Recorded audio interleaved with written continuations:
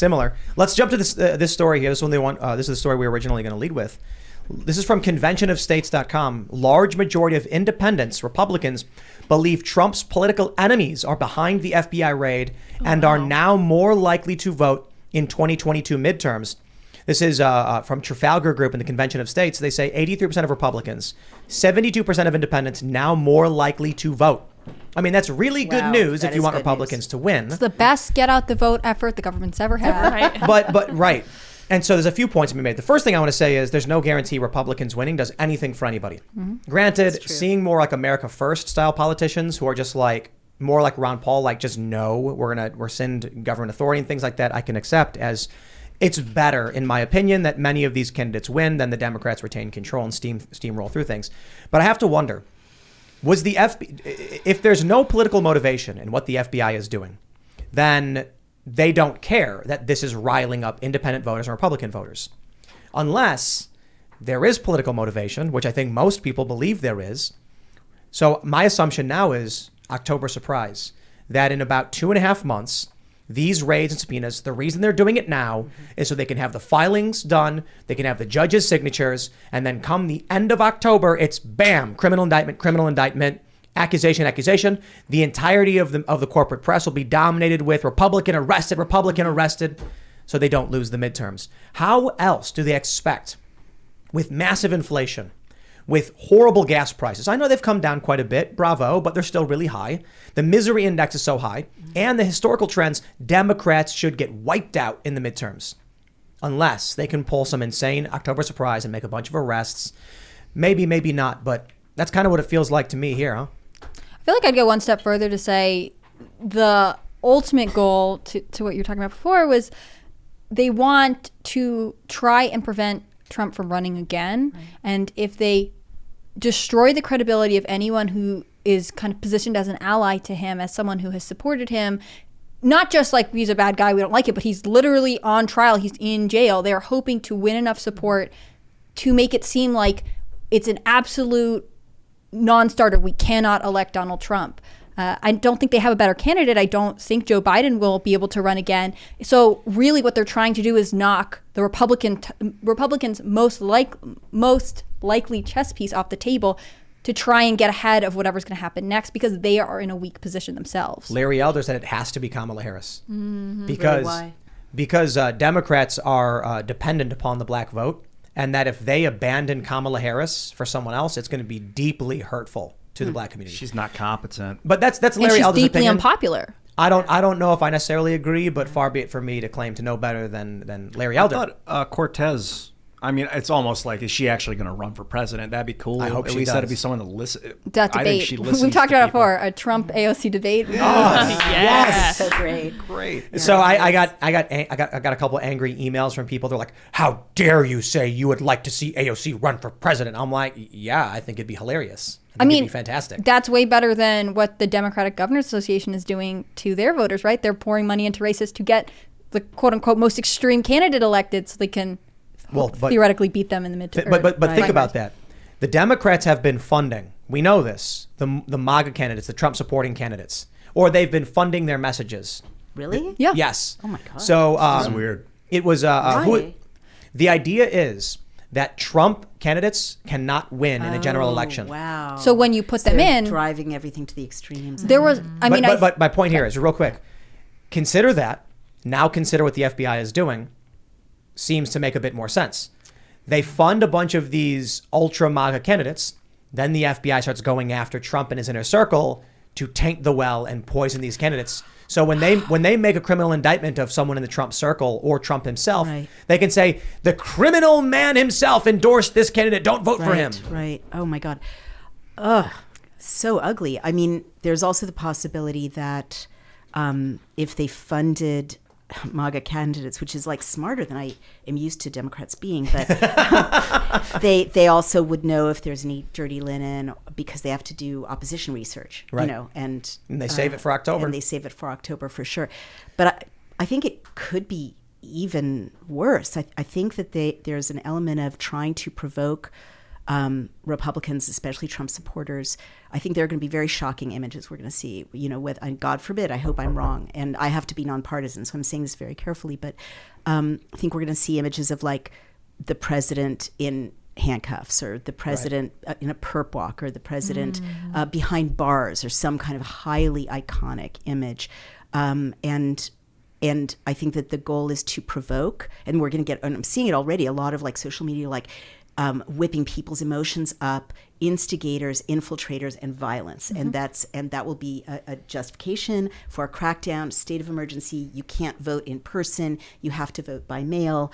And then, of course, we know the vulnerabilities with that. Yeah, We trust already did me that to once. count your votes for you guys. Everyone give me a piece of paper. I'll tell you what the Biden's tally on was. it. Yeah, I mean, that's the argument. I completely agree with Ian that we have a proprietary company. We have a company with proprietary software code in how our voting is handled. Right. They should be public. I totally agree. I also think people should photograph their vote, and we've offered at Daily Clout, you can send it to us, and we'll create a locked third-party kind of platform where good you idea. can mirror your vote, and at least there will be a record of it. What are your thoughts on January 6th? A lot of them, huh? I mean, it's a very difficult thing to answer, partly because speech about January 6th is being criminalized.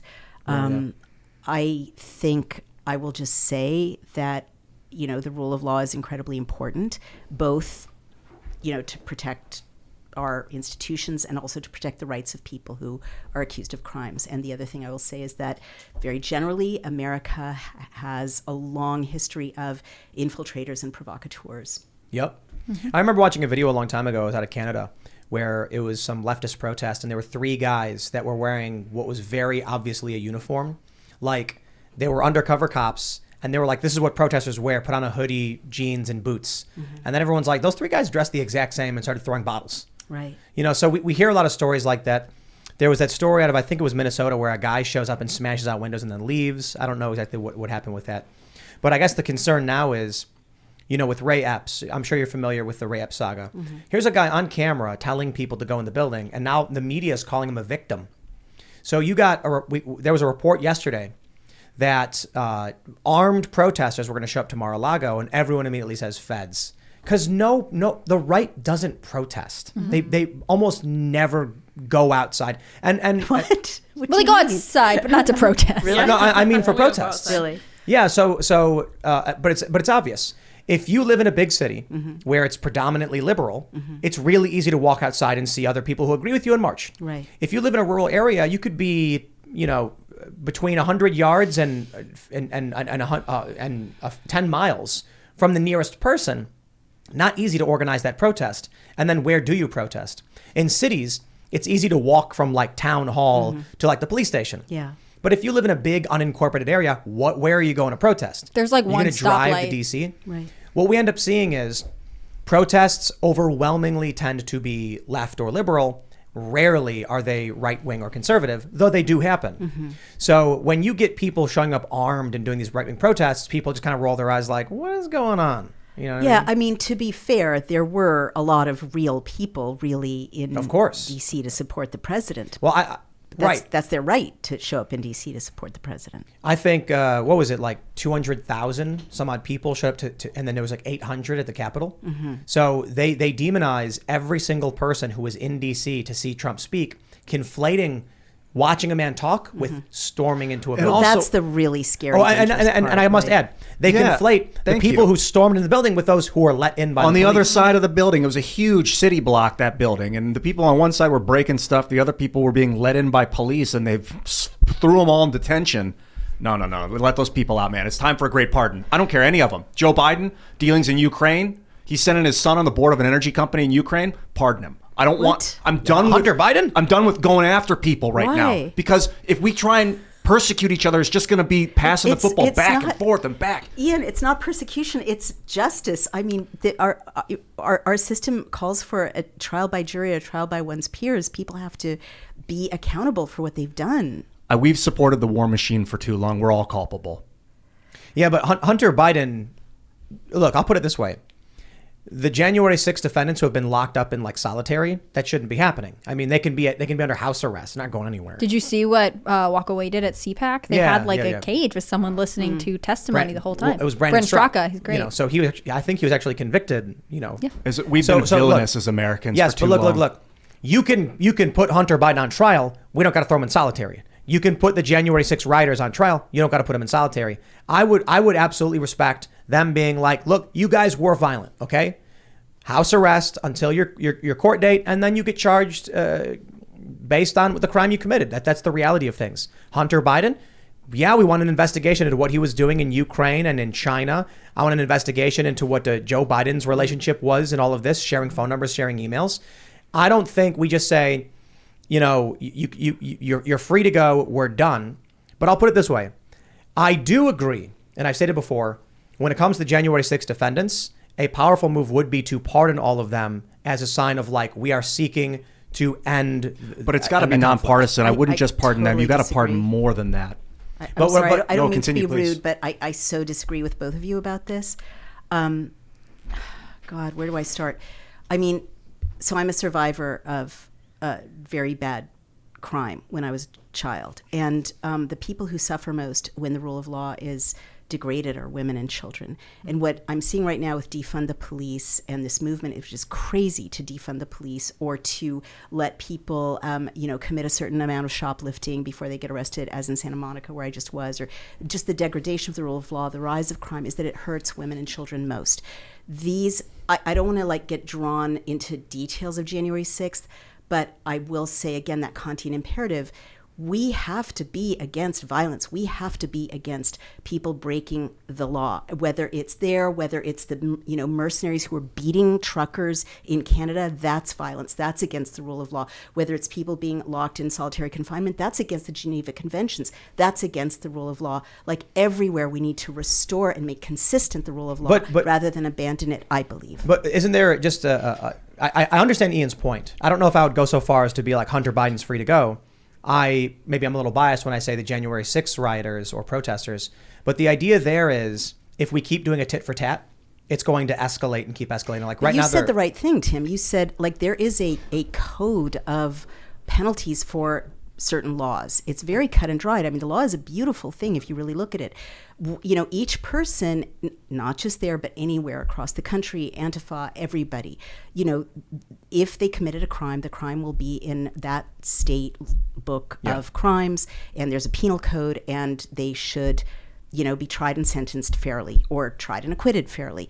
It's the politicization that's so dangerous. Why I want to pardon these people because one, it acknowledges that they did commit a crime. Right now, no one's acknowledging that Biden committed a crime that I can see in the position of power. James Clapper said we did not wittingly spy on Americans with the PRISM program. He did.